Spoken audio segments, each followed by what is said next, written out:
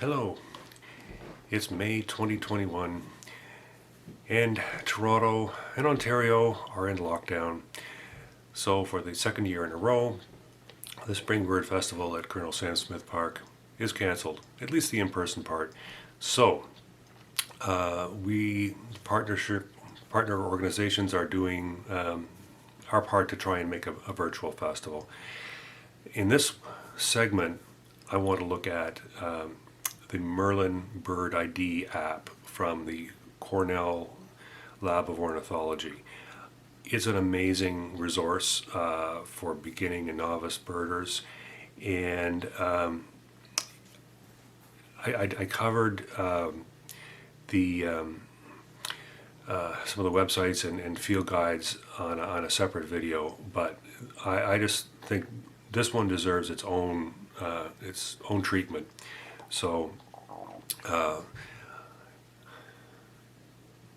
there it is, and we're going to go in and take a deep dive into what Merlin can do, and hopefully you'll be as amazed as I am. Anyway, let's have a look.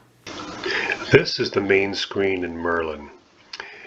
As you can see, there are three sections, and I'm going to do them one by one. I'm going to use my mouse as a pointer, even though obviously you're touching your screen, touching and swiping. I think I have to, no, I think I can swipe with a mouse. Anyway, this way you'll be able to see what I'm pressing on with the mouse. So I'm going to go into Start Bird ID. Now this is a pretty neat little feature. It asks you 5 questions, and it will narrow the search down dramatically based on your answers to those questions. So by default, it's going to use the current location. It will also pick up locations that you've already looked at recently. So I'm just going to put in Toronto. When did you see the bird? Defaults to today. You can change that. You can say, oh, well, maybe I saw that back on the 8th. Okay. You click on Next. Question 3. So what size was the bird? And they've broken it down. So sparrow-sized or smaller. Between a sparrow and a blackbird, blackbird-sized. And so, on it goes crow-sized, and of course this one is between a crow and a blackbird. Goose-sized or larger, so then this one is in between a crow and a goose. In this, I am going to try a small bird, sparrow-sized or smaller.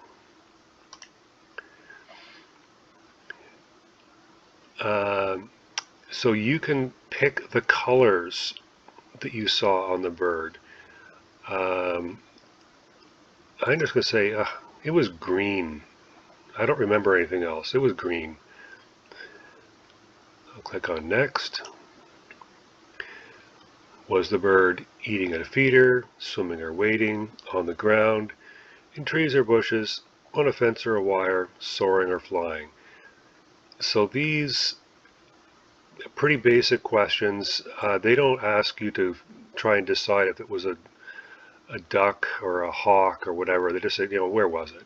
So I'm going to say it was in trees. So the next step is identify.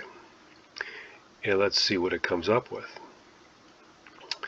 Best matches, warbling vireo, which, yeah, they are certainly by May 8th, they would normally be around here. Ruby-crowned kinglet, April into first part of May, they're a pretty common bird. Tennessee warbler, yeah, now it's showing as uncommon. It's not a super common bird at the best of times, but it would be pretty early to see it in May 8th. Orange crown warbler, again, it's showing as rare. You don't see them too often. tough bird to find. This is interesting. Black-throated blue warbler. It's showing us the female because we're looking for a green bird, and that fits the description of the female. It doesn't fit the description of the male, but because we said we were looking for a green bird, it showed us this photo first. So of all the photos of black-throated blue warbler, I mean, they're showing a lot of males who do not fit your description, but that was the first one they showed us. So I thought that was kind of interesting the way they did that. You could listen to calls. You could, if you click on the little information button, you get a little short description of the bird. You can listen to the sounds. I don't think it would work on this video, so I'm not going to do that. But you can also see the map. Typical field guide sort of coloration. Blue is winter, winter range. Yellow is migration, where it might show up, and the orange is the breeding range. Now I can't do this with a mouse, but I can pinch and zoom. I can zoom in a little bit on that that map. If you wanted to click on next, it would take you to the next bird that was in the list. So you can do that for any of those birds. If you click on this is my bird, it will give you the option. I believe you can save it within the app, or the other option is if you have an eBird account, you can use the Take Me to eBird and add it to an eBird list. So not surprising that it comes up with that option, because now I'm just hitting the back button on my phone, and then I'm going to go home, back to the home screen, because Merlin is put out by the same people who run eBird, and a lot of the data, well, pretty much all of the data that is in here, helping you identify these birds, is coming from eBird. It's not, possibly if you're just a beginner, you may not want to be recording your observations in eBird, but certainly as you become a bit more confident with identification, yeah, it's a great way to keep track of what you've seen. I'm going to cover it in a different video, but the eBird website has a lot of good information. Even if you don't have an eBird account, there's a lot of data you can look at to help you figure out where to look for things, and maybe even figure out what you might have seen. So I'm going to go to the next one, which is where honestly I've seen most people using Merlin, is photo ID. So I am sitting in my office, so I am not going to take a photo. I'm going to choose a photo. Now, to take a photo, I have seen a number of people use this in the field. If they have a camera, they will take a picture of the display screen on the back of their camera and put it into Merlin to help them figure out in the field what it is they're seeing. But in this case, I'm going to choose photo. So if I go to some downloaded photos, let's try that guy. So that is, well, he's pretty much filling the frame there. You can if the bird's small, you might want to try and maximize them in that box. If there's a lot of other stuff in the photo. So, well, as it says, zoom until your bird fills the box. So I'm going to try that. And let's see what it says. Okay, unknown location, because I took this with a camera that is not GPS enabled, but it did pick up the date of the photo from the metadata. Unknown location, I'm just going to edit, and again, it's picking up recent locations I've looked at, so I'm just going to put in Toronto, because that's actually where it was. Click identify, and it did not think about that too long. It picked it up as a wood thrush. So that's its first take. It says wood thrush. And again, it all depends on the quality of the photo, how accurate this is, but it is, if you've got a decent photo, it does a really good job. So there's a whole family, the Catharis thrushes, they all look very similar, and this is again where something like the photo ID with eBird can be really useful, because there's wood thrush, brown back spotted, Swainson's thrush, brown back spotted, Veery brown back, not quite so spotted. I'm actually surprised that it did not come up with the suggestion of hermit thrush, but it didn't. Anyway, it is a wood thrush. So again, I could say this is my bird, or same options as in the first one. We get the a brief description of the bird, sounds. Interesting to make the distinction between songs, calls, and flight calls, because they can be very different. So you do have to kind of understand whether did you just hear a call or did you hear a full song.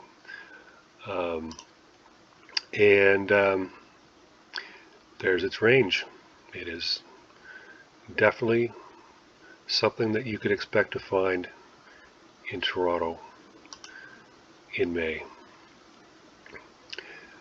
So if I go back, I mean, I could put in any photo, and it's going to do a very good job of identifying it.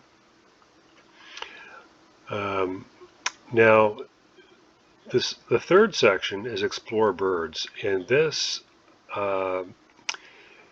is a really powerful field guide.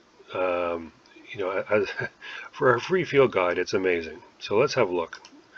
Explore birds. Now, by default, it's going to just assume that you want to know what is likely where you are on this day, and it arranges them. You can change the sort. By family is probably a good way to go. Again, you could change the date. Again, move it back. You could change the location, but that's now in here. These are kind of like almost like an index to jump to different sections. So if I hold that down, it takes me to the thrushes. That looks like that's going to take me to the wrens. Yes. I think this is the sparrows. No, finches. Okay. So I mean, you can just scroll, or you can go right into the family, and when you it moves very quickly, so it's no big deal if you click on the wrong one. this one, it shows you what family it is until you release. Now, you're going to see very similar information to what you saw in the first two sections. If you click on a bird, you get a description, you get a series of photos, you get the sounds,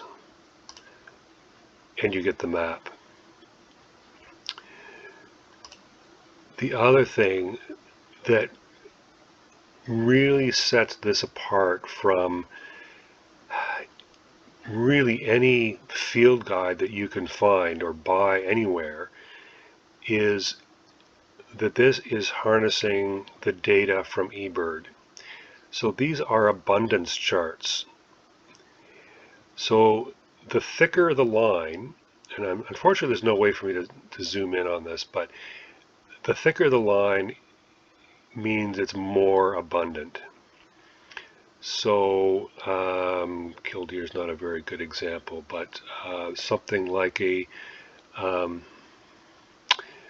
common tern, there's a good one.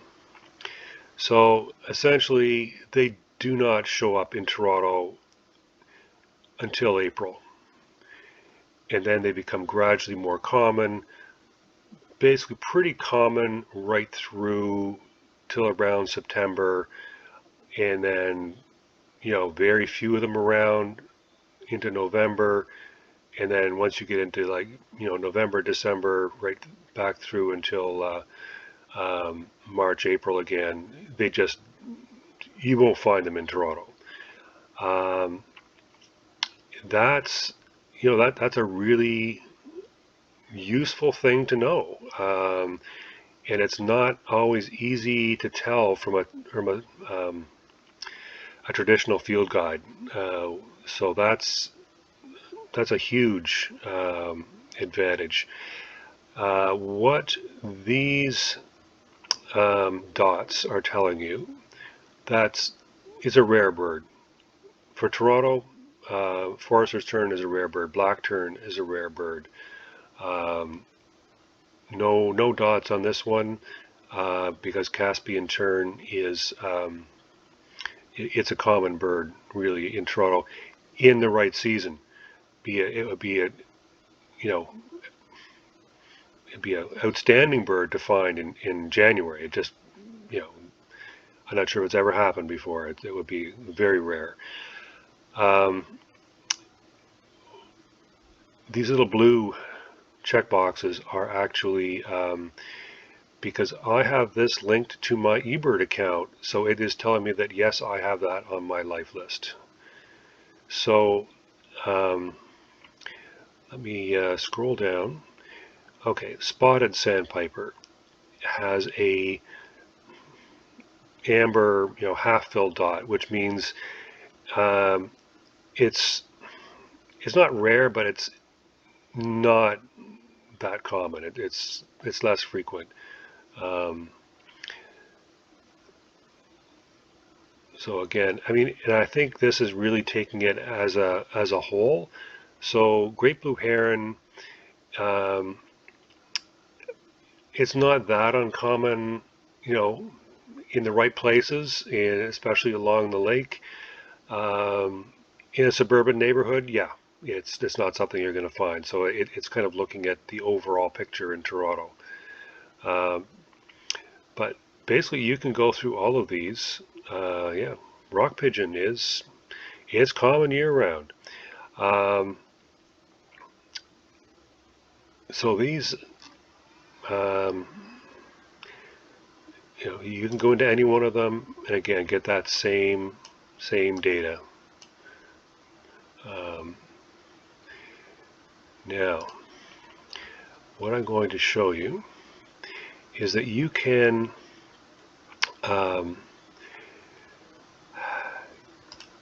use this in a lot of different ways, even to help you figure out what you might be likely to see somewhere else.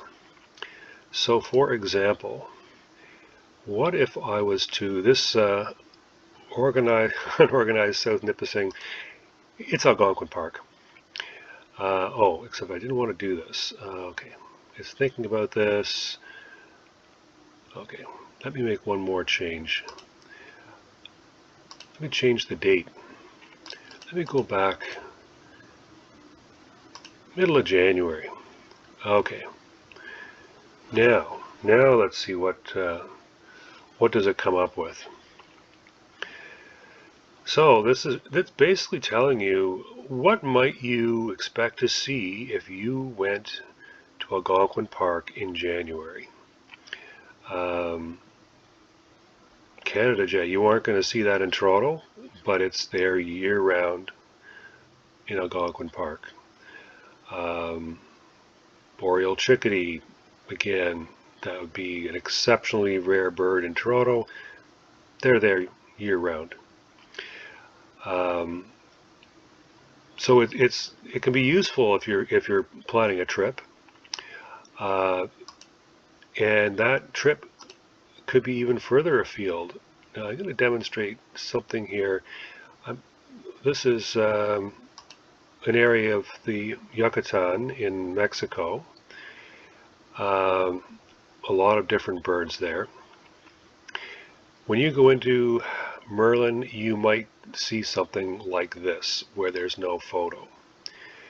What that means is that that species has not been loaded, because eBird has what they call bird packs, and there are, I think there's probably hundreds of them for the whole world.